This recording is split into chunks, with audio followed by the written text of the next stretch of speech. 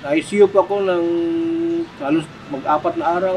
Hindi pa ako nakagising. Wala akong malay talaga. Dahil sila nagulat din bakit daw bumalik yung lakas ko. Madali lang daw akong naka-recover.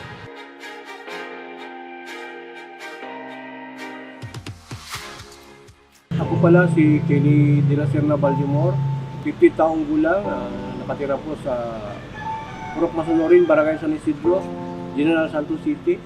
Ako po ay na-hospital last December 30, 2022. Dahilan po sa tumaas ko lang yung sugar, bumaba po ang hemoglobin. Ako po ay nawala ng malay. Na-ICU po ako ng halos mag-apat na araw. Hindi pa ako nakagising. Wala akong malay talaga.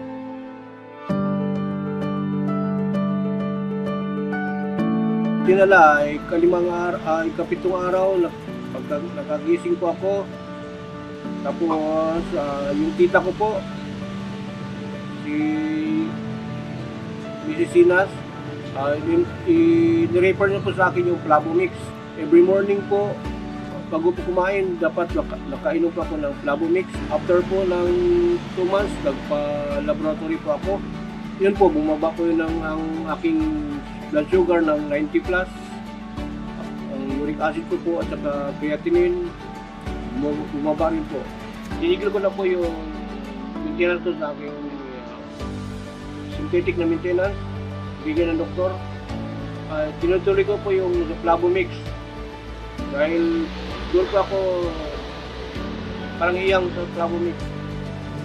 Yun po ang magandang bigay sa akin ng Flavomix. Siguro mga 10 botelya po yung nainom ko.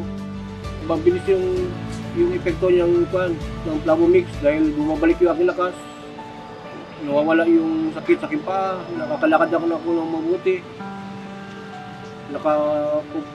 Naka-field na po ako sa aking trabaho. Kahit mainit po ang panahon, okay po ang aking katawan. Kayang-kaya ng katawan ko po. Sabi nila wag daw magpainit dahil baka daw ma-stroke ako. Pero wala po, dahil sa Flavomix po. Kayang-kaya po ng katawan ko yung init. Kapag trabaho na ako ng mabuti ngayon, gising ng umaga, okay na. Wala nang sakit sa katawan, sakit sa paa. Nakapag-jogging na po ako na every Saturday.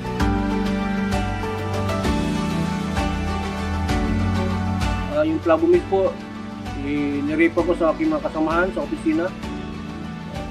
In-explain ko sa kanila kung anong naramdaman ko yung katapos. Dahil sila nagulat din bakit daw bumalik yung lakas ko, madali lang daw akong naka-recover.